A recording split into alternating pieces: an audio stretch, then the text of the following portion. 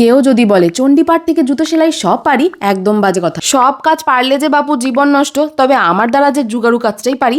নববর্ষের আগে নিজের শখের ঘরটা নতুন করে সাজানোর উদ্দেশ্যে, সাথেই হালখাতার একদিন আগে বাবার দোকানটাকে একটু নতুন সাজের ছোঁয়া দিলাম। তবে বাচ্চাবেলার দিনগুলোই সেরা ছিল। 2টা টেপ জামা পেতাম, তার মধ্যে একটা ভাঙতাম নীল পূজাতে। রাতের বেলা এসে আম চুরি করতে। আর এদিক নীল পূজাতে নাকি মহাদেবকে দিতে লাগে বোটা সমেত কাঁচা আম। আর আমাদের ছাদের দিয়ে হাত বাড়ালেই তো গাছ থেকে আঙুর ফলের ঝোপার মতো ঝুলছে আম, তাই মা ওখান থেকে রাতের বেলায় গিয়ে পেরে আনলো। প্রথম পাকা আম, আগে উনি সেবানি।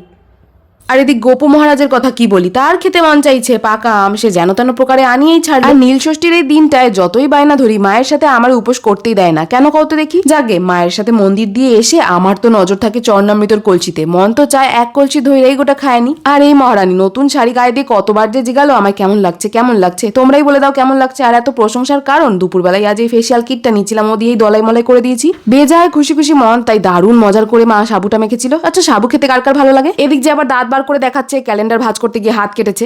এই 2 বছরে আমার এই ঘর কোনো পরিবারের সদস্যরা তো জেনেই গেছো আমার বাবার দোকানের হালখাতা প্রস্তুতি পর্ব চলছে। কিন্তু কদিন ধরে ঘর মেরামতির কাজের বালিবুলিতে আমার শখের ঘরটার এমন বেহাল অবস্থা, তাই নববর্ষের আগে একটু ভোল বদল করে দিলাম। সবচেয়ে প্রিয় শান্তির জায়গা আমার এই শখের ঘরটা। প্রত্যেকটা জিনিস বড্ড শখের, তাই এটাকে সুন্দর করে সাজিয়ে গুছিয়ে রাখতে ভারী ভালো লাগে। রাতে বিছানায় শুয়ে যখন বই পড়ি, গান শুনি, খোলা জানলাগুলো দিয়ে বাতাস আসে, কি যে শান্তি। সুন্দর সুন্দর জানলার পর্দা, অদল বদল করে বিছানার চাদর ও এই বেডশিটটা নিয়েছিলাম মিন্ত্রা থেকে। আমার কি যে ভারী মনে ধরেছে, তেমনি বিছানায় পাতার পর ঘরের ভোলটাই জানি পাল্টে গেছে। কিন্তু গতকাল রাত জেগে এই চকলেট কালারের কার্টেনটার মধ্যে সাদা লেসটা নিজে হাতে সেলাই করে বসিয়েছি। এবার তাই আর নিজের জন্য না, ঘর সাজাবো বলে অনলাইন থেকে টুকটুক করে দেখে এই সব শপিং গুলো করেছিলাম। তাই বাবাও এবার আমার ঘাড়েই দায়িত্ব দিয়েছিল বাবার দোকানটাকেও এমন ভোল বদল করে একটু সাজাতে। আর আমার চোখেও পড়ে গেল ফ্লিপকার্টে এই গোল্ডেন সরু সরু স্ট্রিপ গুলো। অমনি মাথার বাল্ব জ্বলে গেল যে এই দিয়েই কিছু না কিছু করা যায়। আর এটা লাগানো সহজ, পেছনে স্টিকারটা পিল করেই দোকানের শোকেসের বর্ডার গুলোতে স্টিক করে দিলাম। উপরের লেয়ারটা স্বর্ণ মাত্রই পুরো দোকানের লুকটাই চেঞ্জ হয়ে গেল। এদিক বাইরের ঘাসের ম্যাটটাও নষ্ট হয়ে গেছে বলে একখানা নতুন ম্যাট পেতে দিলাম, কিন্তু তারপরেও না কেমন জানি খালি খালি লাগছিল। তাই চলে এলাম রং তুলি নিয়ে দোকানের বাইরের সামনের রাস্তাটায় ছোট্ট করে একটা আলপনা দিয়ে দিয়েছি।